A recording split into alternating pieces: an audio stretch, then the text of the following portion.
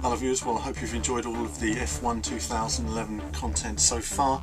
Today we take a look at career. Okay viewers, so once you start career you see David Croft here welcoming you to the world of Formula 1. So first things first is you want to enter the usual details, your name, nationality, that kind of stuff. So I've cut some of this together here, just whacking in my name, nationality, and then which team I want to start my career with. So I have a think about it here for a moment. Do I want to go with Williams? Well, they've not moved forward much this year. HRT, no. Force India doing really well, but then I thought, well, I quite like the Lotuses, you know. Tony Fernandez doing a good job. Let's do a bit of Lotus action, and then a statement which you know sort of follows your sort of style, if you like. So I look at the different statements here, have a think about it. You know, I think to myself, well, I'm confident that yeah, it's going to be some challenge. So I go for that one now and make my way into the career. I won't have time for all the career now, and I can't play the in-game sound unfortunately here because there is some music. We can't play that on YouTube. So Lotus sign Alan Boyston. Away we go. This is my room here. Going to be a background music, and they obviously explain the details in the room, what you can do. You've got your laptop there, where you can view your emails, different details that are going on, team signing, other activity going on in the world of F1. All quite interesting. Just having a look at those here. You can see that. You can always have a browse around this area from time to time. In that sense, it's kind of standard fare from the, you know, what we've seen in Codemasters. You know, you always have your base of operations. So having a look at that. Standings, you can see there, obviously, start of the season. It's going to be tough staying in that position, I can tell you. I'm playing it on the hardest difficulty. And a few more details about the track and the race and everything. Okay, the helmets. So here we are then, going through the different helmets that you guys have been looking forward to.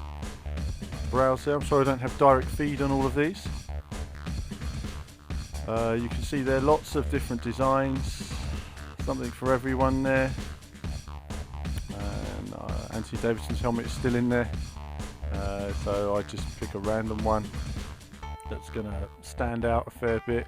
If you're a racing driver, I always say go for a Larry helmet that people can easily tell who you are, stands out a country mile.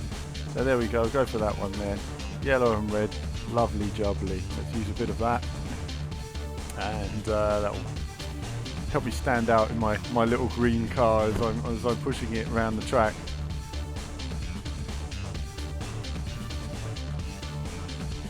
So leaving the pits in the Lotus now, just cutting to this. My first sort of exploratory laps, if you like, practice laps of the Melbourne circuit, and slowing down quite a bit for turn one. Knows the car coming obviously, and wow, there's obviously no downforce, and it's a lot more difficult to control than the Ferrari and the McLaren I've been using so far. So again, this is where kind of the simulation aspect comes into it more now. Building speed here, you know, you need to get a feel for the car. Very tricky with traction control off. It is a lot easier with traction control on actually to just put your foot down and put in more consistent laps. With traction control off, obviously the cars are, you've got more control under your foot, but there is also an awful lot more room for error as well. So very early in the session there, obviously Perez is out there putting in a good lap, and I'm just getting a feeler for it. And I'm going to come back to this career, probably not today, perhaps later in the week, but certainly over the months to come I'll record much of my own career as I work my way through F1 2011.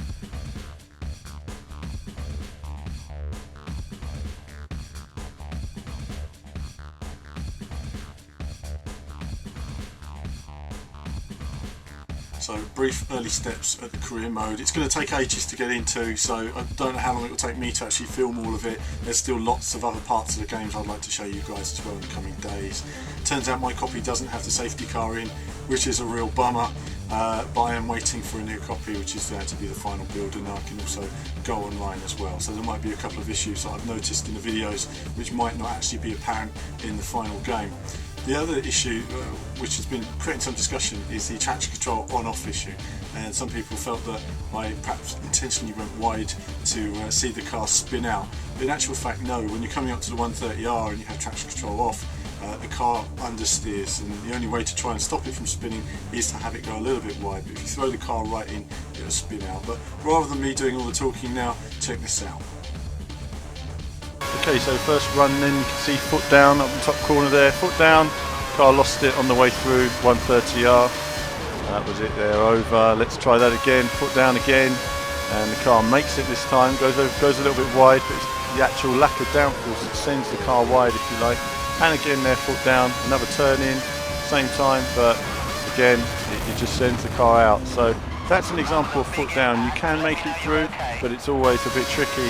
Whereas lifting, you can see here lifting now, this is all from one race, just lap after lap I was putting in, lifting, took it perfectly over the chicane nicely, lifting again here, nice, no problem.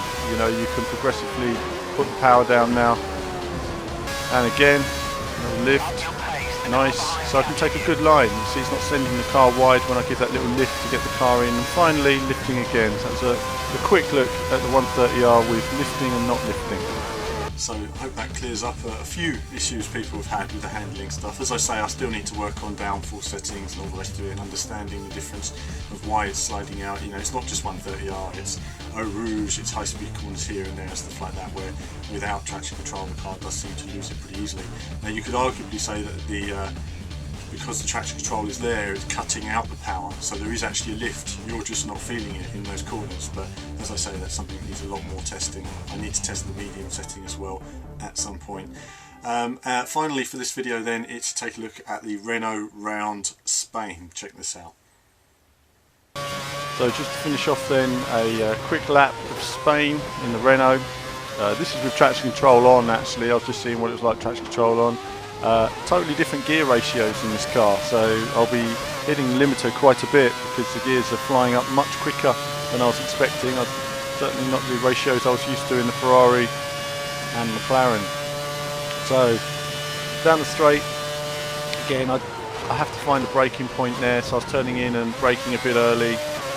You want to brake a little bit later for that corner, but obviously that's judgment and practice.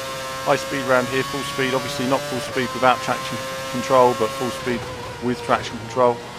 You're just able to bury the throttle basically on some of these sections and the car will get round nicely.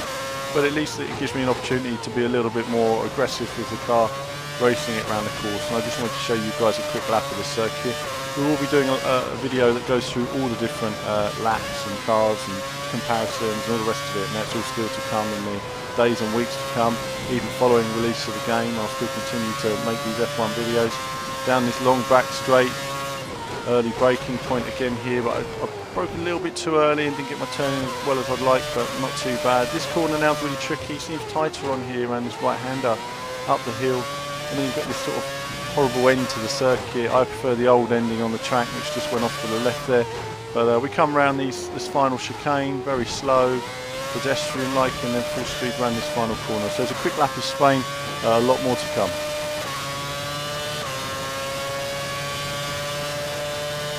So that's it for another F1 2011 video, viewers. I hope you've enjoyed it all so far.